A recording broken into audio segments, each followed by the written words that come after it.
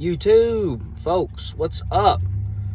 Look, I'm sorry for the background noise. Maybe you'll hear a little bit. For one, that little dog right there, she just got done eating dinner, and she sure does look cute right now. But she's begging me. See what I'm talking about?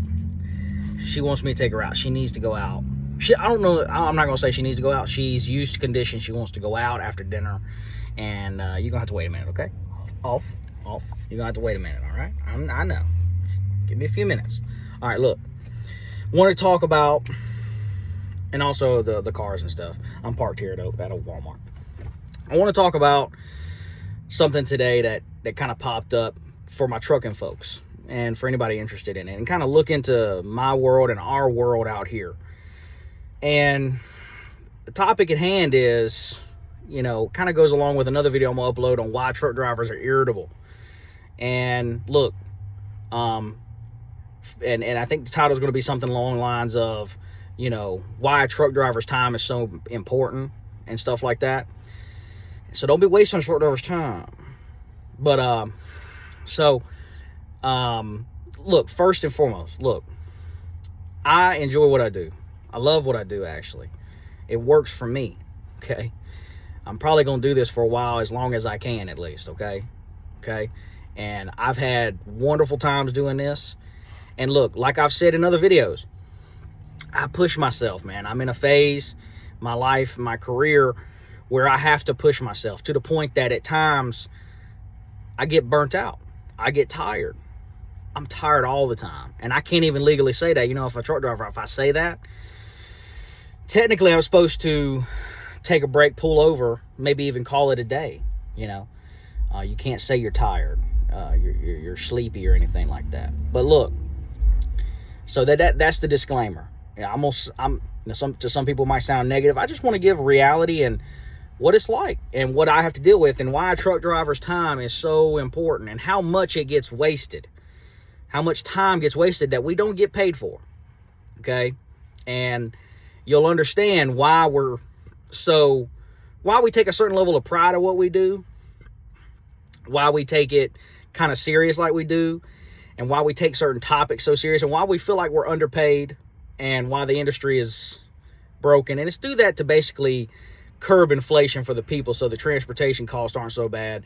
And more than anything, it's so that the corporate profits for the small and especially medium and large size businesses can make their billions of dollars, and our CEOs and stuff can be overpaid.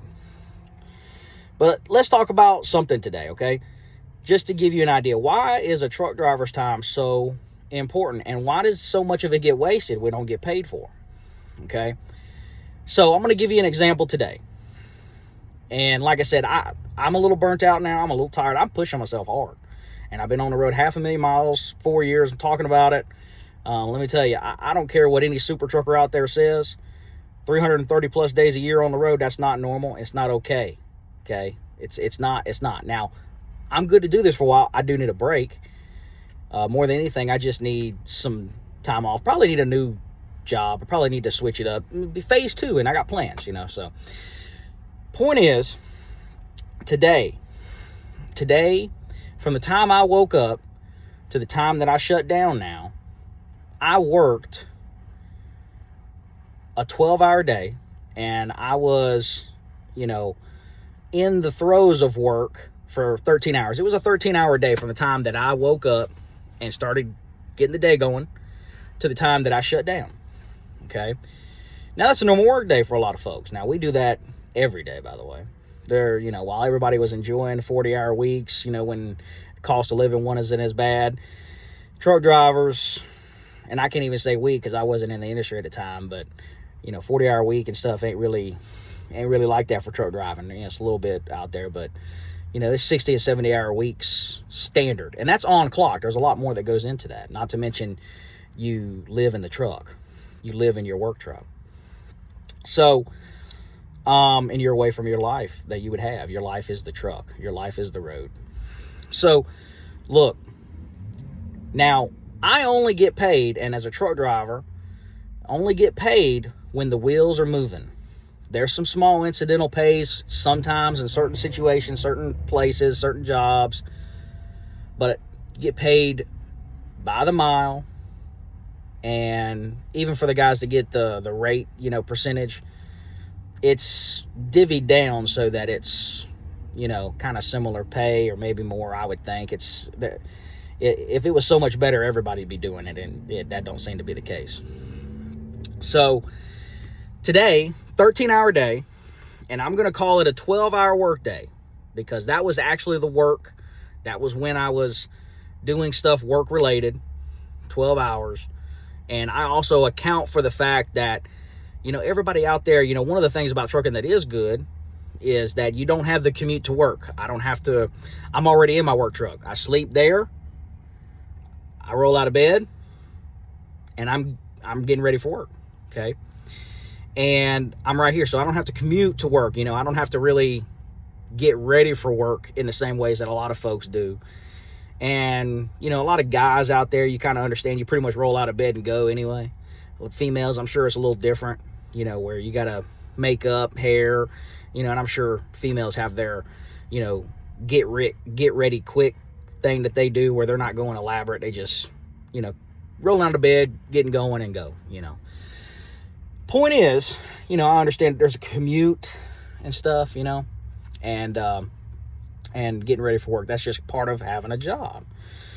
It's, but let me tell you, so 12-hour work day, I only got paid for less than 8 hours of work today, because the wheels were only turning for about 7 3/4 hours. Okay. That's not accounting for all the stopping and going where I'm still working, but I ain't earning, because it's not miles put down and stuff. Okay. Traffic, construction zones, all kind of stuff like that. This is every day for us. So let me repeat that for you. How would you feel, and what would you think if you were working a job or a career where you really worked a 12-hour day, not to mention you spent the whole time at work, day and night. You wake up in your work vehicle or at work, away, or in a motel when you're like working away from home type situation, but you only got paid for, I'll call it 8 hours. And that's being very nice, because it was really only 7 3/4. And there was another hour of on-duty stuff where I'm doing work-related stuff, but it's not driving. So think about that. 50% of my work day, 50% of the hours that I drove, I also committed to work, but I don't get paid for that. I sat at a shipper getting unloaded, don't get paid for that. I sat there for 4 hours. I think it was 4 hours. I got loaded today. That was a whole nother hour, I think, something like that, hour and a half, something like that. But think about the time there. I only got paid for 8 hours, and like I said, it was a little under that. But I actually worked a 12-hour day, okay? And that really puts it in perspective, man. And that's why truck drivers really be like, man, I feel like we're underpaid. I know we're underpaid. Man, I feel like I should be making more. Man, there's a lot of wasted time, man. I'm waiting for loads, waiting to get a load. And here's the thing, there's certain little caveats where you get paid for some of that time I was talking about, the loading and unloading. Or waiting for a load is another common one. I've had a lot of that this year. I've had to get on to my folks, and they've started doing better, and they have to do better. Okay, I'm gonna leave. So, it's where you get detention, and where you basically, when you're getting loaded or unloaded, you get $20 an hour for nothing, just be sitting there. Now, that sounds good to somebody that's used to $11 an hour. I've run the numbers, and even with how underpaid I am, I tend to make about $30 an hour throughout the whole course of the year. Okay.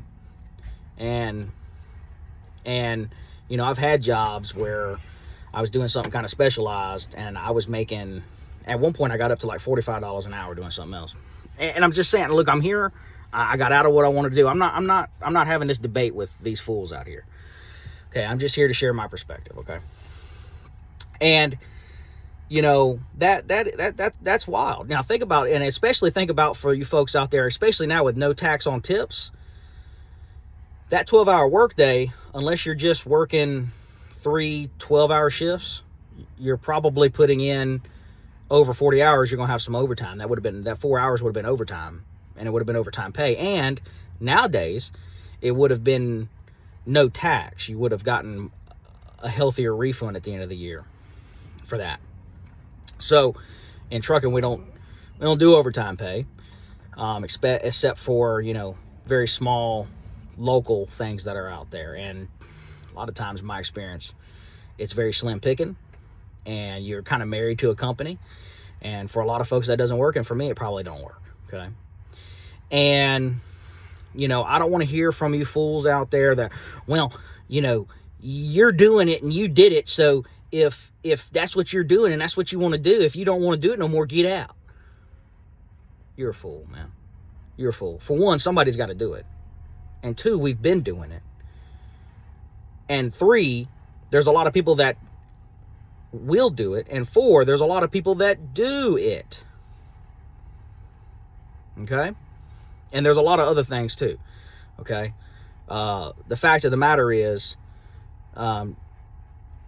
you know, it's just talking about it. It's just the reality. And it really is just why are the truck drivers kind of edgy? Why are they kind of irritable? Why are they talking so much about all the time they're working? Why are they so negative? Why they don't want to stay trucking? You know, there's a lot of people that do leave trucking.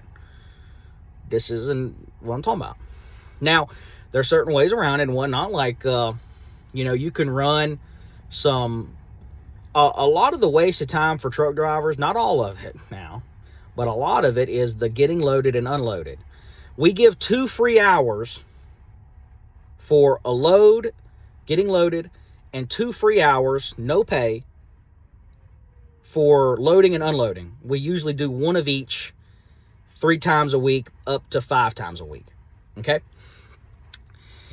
After that, you're eligible for detention, and you can get that $20 per hour. For one, you don't always get it because these people are stingy and they don't pay.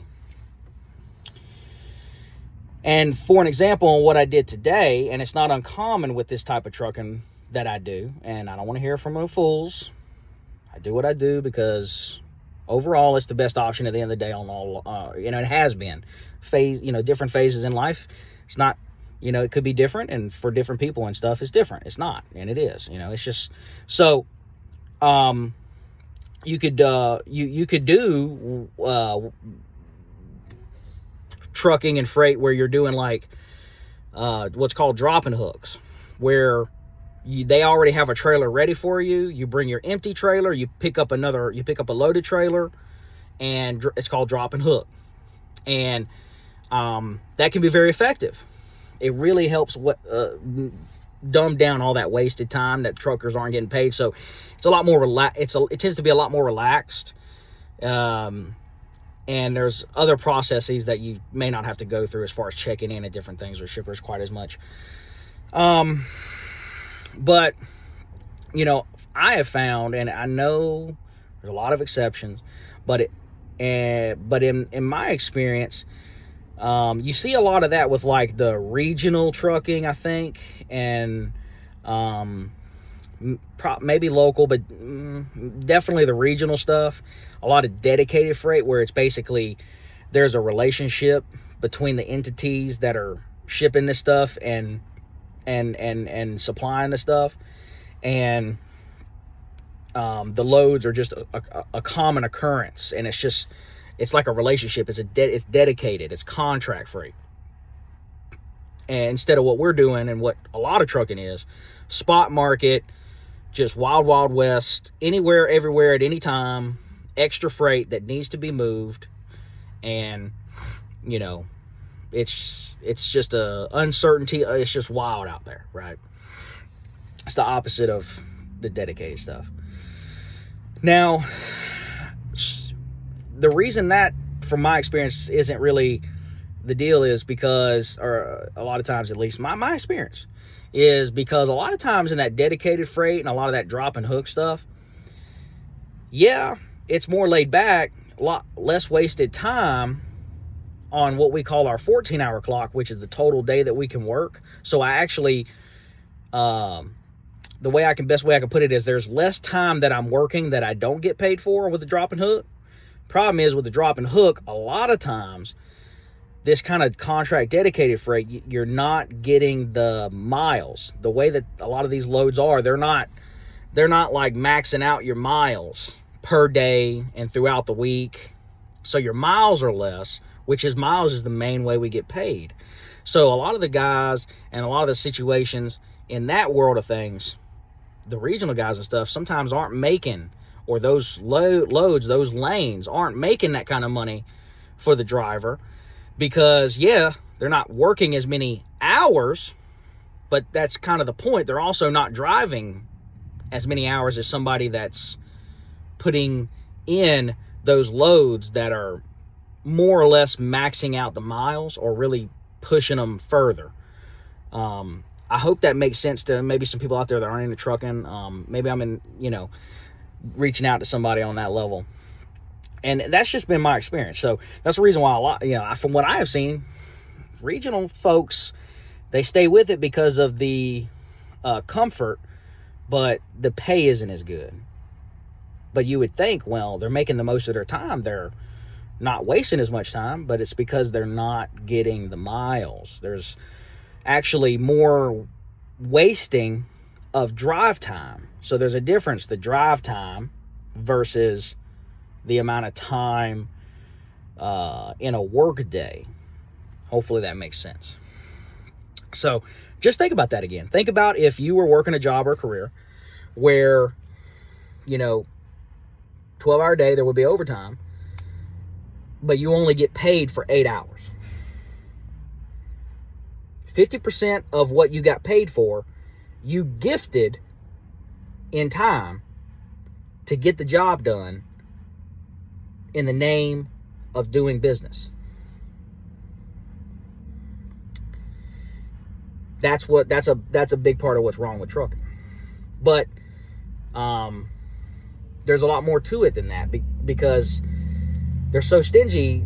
They don't want to pay. They watch every dollar, and I say they don't even want to give $20 an hour. They don't even want to give $150 a day for a truck driver when somehow or another something happens and a whole day, a 24-hour period or more gets wasted for a truck driver or for that company, that truck.